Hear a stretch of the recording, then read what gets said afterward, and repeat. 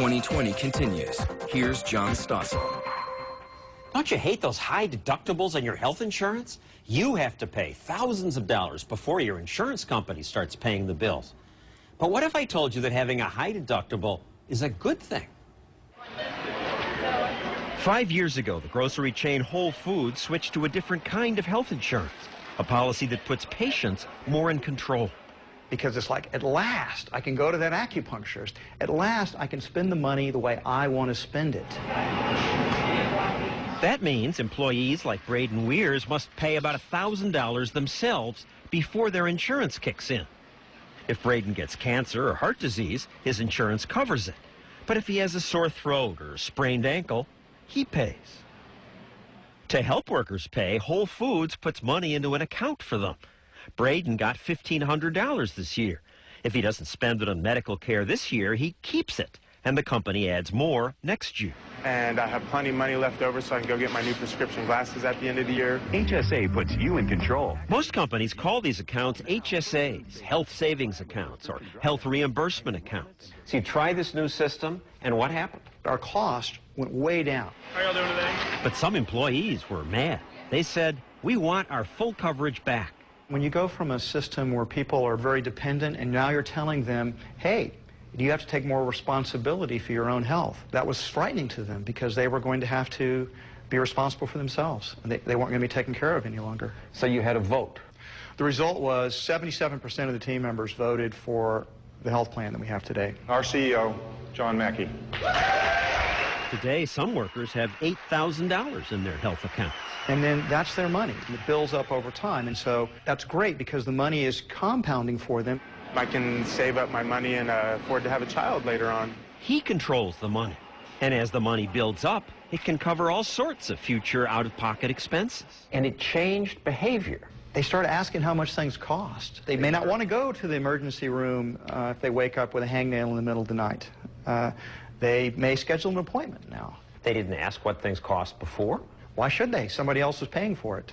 Thank you so much. When she went to the doctor, marketing director Marianne Buttrose never used to ask. Well, how much will this cost? Because it didn't matter. And I'll get someone to help. And now it matters to me because it's my money. It's my money.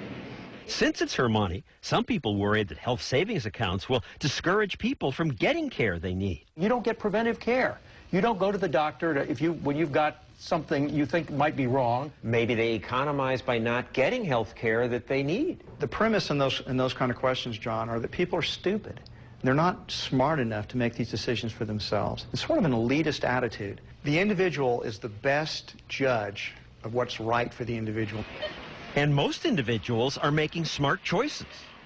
People who have these high deductible health insurance policy take a lot better care of themselves. They'd have more yearly physicals because they're saying, if I keep myself healthy, in the long run, I'm going to be spending less money.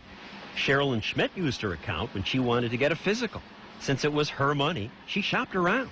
She found prices varied by hundreds of dollars.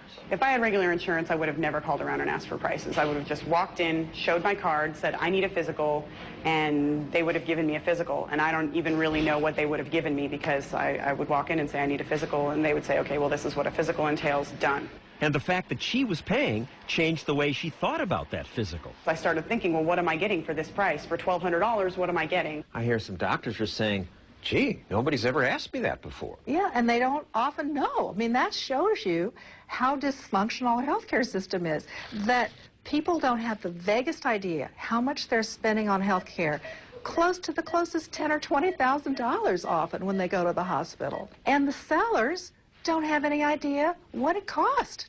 We know what H-E-B is selling broccoli for right now, so we have to reflect our prices to the competition. But in healthcare, no one's trying to think, yeah, I'm going to cut 5% below that price so I can increase my business. Some say healthcare is different. It's too complex. We can't decide that. Gosh, you know, should we allow people to make decisions about whether they have children or not? I mean, that's a pretty important responsibility, having children. But I don't know anything about cancer treatments, which ones I should have. I don't know anything about cars. But if I go buy a Toyota or an Audi or a Lexus, I know I'm going to get a pretty good automobile because competition ensures that it'll be that way. Which is why Americans buy Toyotas instead of Trabants. Of course, cars and cancer are different, but where there is competition, information resources like consumer reports and websites spring up to help consumers make decisions. As a sliver of competition has entered healthcare, similar resources are appearing rating doctors and hospitals. My favorite is this Espresso Sierra. John Mackey says this competition will improve healthcare, except so far, not enough people shop for it. The doctor doesn't feel compelled to compete on price. The doctor doesn't worry that he's going to lose that business to a competitor down the street. So there really isn't any price competition going on. That's why he says despite their big initial savings, Whole Foods healthcare costs are creeping up again. But if everybody was out there asking doctors what things cost, if doctors were advertising their prices, we'd begin to see prices dropping.